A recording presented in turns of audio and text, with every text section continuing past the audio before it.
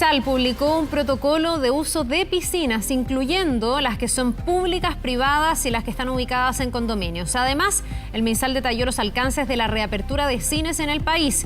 Queremos conversar de este tema con el doctor Carlos Pérez, infectólogo de la Clínica Universidad de los Andes y decano de la Facultad de Medicina y Ciencias de la Universidad San Sebastián. ¿Cómo está, doctor? Muy buen día.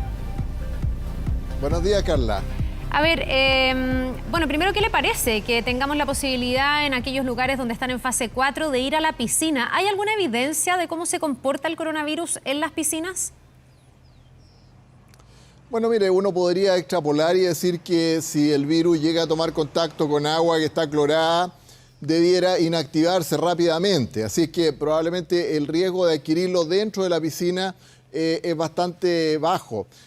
Sin embargo, en todo lo que significa llegar a la piscina, estar alrededor de la piscina, estar con otras personas, ahí es donde aparecen los riesgos potenciales y por lo tanto es importante cumplir con este protocolo que se ha diseñado. El ideal es que no tuviéramos que hacerlo, pero también uno comprende que las personas, ¿no es cierto?, sobre todo personas que viven en departamento, han estado mucho tiempo encerradas, suben las temperaturas, que quisieran ir a darse un chapuzón, ¿no es cierto? Y eso es el espíritu, yo entiendo, detrás de este protocolo que se ha comunicado.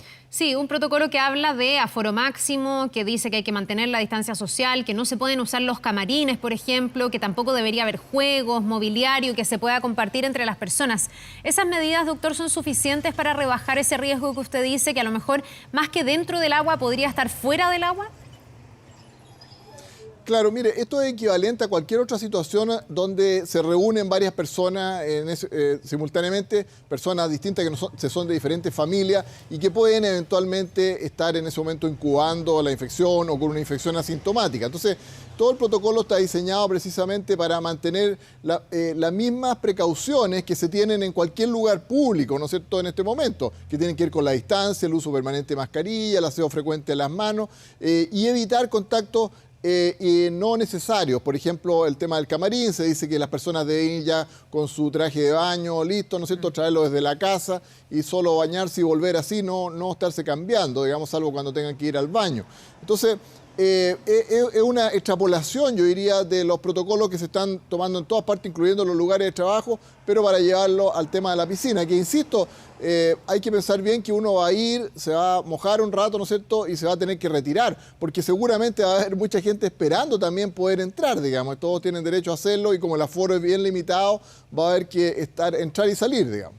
Sí, doctor, ¿puede ser que no haya evidencia de contagio a través del agua porque todavía no hay demasiada evidencia del coronavirus o hay algo que realmente confirme que no hay riesgo? Porque leí por ahí que en otros casos de otros coronavirus sí se había confirmado que hay como unos 5 minutos para que efectivamente el virus muera en contacto con el agua. No sé si hoy día el comportamiento con este coronavirus está muy determinado. Probablemente es similar.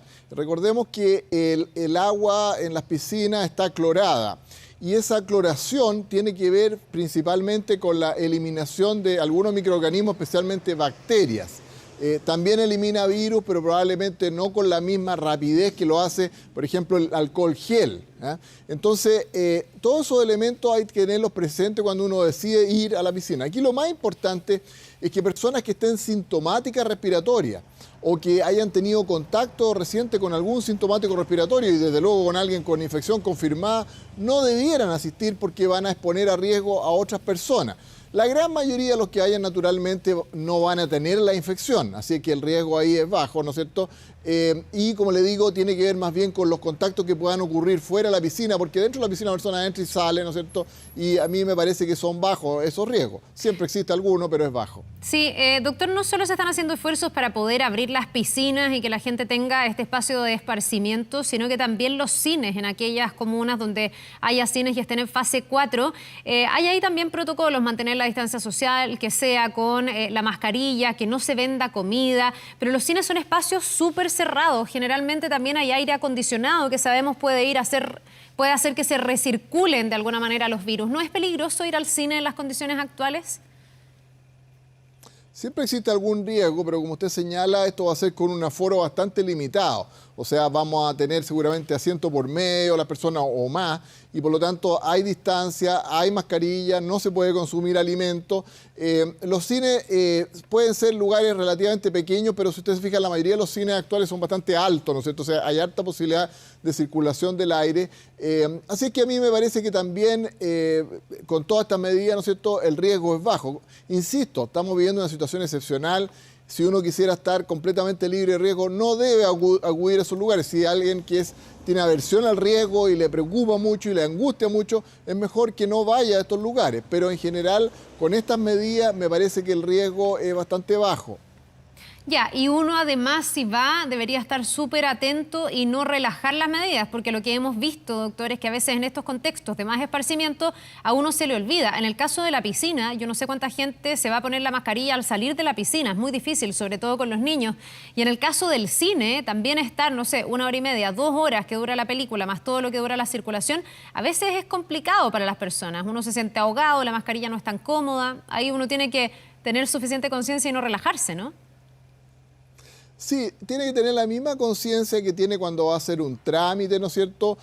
Cuando va a trabajar, ¿no es cierto? Que tiene que estar varias horas con la mascarilla. El mismo concepto. Este no es un lugar, ¿no es cierto?, como estar en el dormitorio de su casa viendo televisión. Es un lugar público donde hay otras personas, existen potenciales riesgos y hay que mantener la mascarilla permanentemente, ¿no? Esa es la indicación, digamos. Si uno decide ir a ese lugar, debe tener considerado que eso es parte de sus obligaciones para protegerse. Doctor, ¿y qué pasa con la percepción de riesgo cuando uno mira Europa, por ejemplo? Se da cuenta que en el verano europeo hubo un relajo de las medidas. Vimos playas llenas, gente sin mascarilla, mucho intercambio social sin tomar en cuenta, por ejemplo, la distancia social, etcétera. Y hoy día tienen un efecto rebote importante. ¿Qué le parece a usted eso? La posibilidad de que con esto sintamos que el virus es menos riesgoso, que ya no hay tanto contagio y pudiéramos tener un efecto rebote. Qué bueno que lo menciona, porque efectivamente en Europa el número de casos diarios que se está teniendo en este momento es muy superior al que se tuvo incluso al comienzo, en marzo, abril, que hubo muchos casos, muchos fallecimientos. Ahora tenemos más casos. Afortunadamente la letalidad es más baja porque tenemos más capacidad de atender a las personas, sabemos mejor cómo manejarlos, pero son muchos casos y tiene que ver precisamente con lo que usted señala. Aquí no hay ninguna cosa mágica, ¿no es cierto? No se trata de que el virus mutó, se volvió más agresivo, no. Las personas dejaron de cuidarse como lo estaban haciendo anteriormente, ¿no es cierto? Y se produjeron todos estos contagios. El virus sigue siendo el mismo, la pandemia sigue existiendo y las medidas se deben mantener exactamente igual hasta que no tengamos una vacuna. Y eso es lo que ha pasado en Europa, ¿no es cierto? En algunos lugares de manera bastante crítica y no queremos que nos ocurra a nosotros, así que es una lección que tenemos que aprender. Ya, y por lo tanto siempre que se abra algo o se dé un paso adelante, seguir alertando de los riesgos que esto significa. Estamos todavía en un escenario de mucha fragilidad y me imagino que en lugares donde están más complicados, abstenerse, ¿no? De poder, bueno, no van a entrar en una fase que permita estas aperturas, pero hay que seguir con la alerta más arriba todavía. Exactamente, insisto, el virus sigue siendo exactamente el mismo. Tiene el mismo riesgo de transmisión, tiene el mismo riesgo de producir complicaciones, no ha cambiado en nada y por lo tanto las medidas deben seguir siendo las mismas y como les digo siempre evaluar si yo voy a ir a cierto lugar, si es realmente imprescindible acudir a ese lugar o no. Esto no va a durar toda la vida, ¿no es cierto? Va a durar un tiempo, algún día en los próximos meses, ojalá el próximo año va a tener una vacuna y ya vamos a poder retornar a algo más normal. Por ahora tenemos que ser pacientes, ¿no es cierto? Y seguir cuidándonos. Bien, pues ojalá que dure lo menos posible. Ya ha sido harto, doctor. Estamos todos a la espera ahí de que pueda existir efectivamente esa vacuna. Mientras tanto, a seguir cuidándose. Muchas gracias por habernos acompañado esta mañana. Buenos días, Carla. Que le vaya bien. Nos vemos. Bien, alcalde.